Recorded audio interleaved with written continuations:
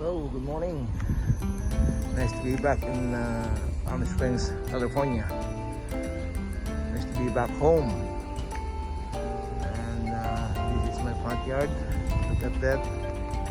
Got lots of mess I have to clean up today, and also my cars are one is with dead battery, and Cadillac is I have to do some service on suspensions.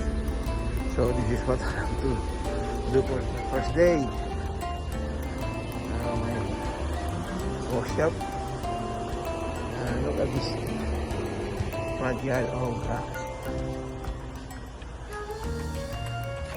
Been up today. And this is Palm Springs.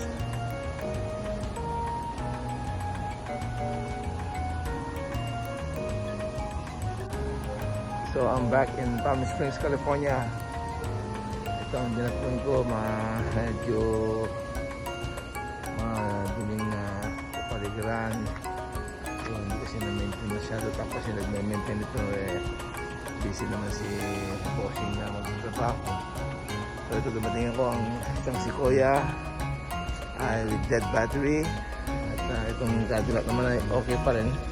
Problema lang may suspension na warning para ma-servisan. So ito ang aking lilinisin sa ngayon. Yan ang inabot ng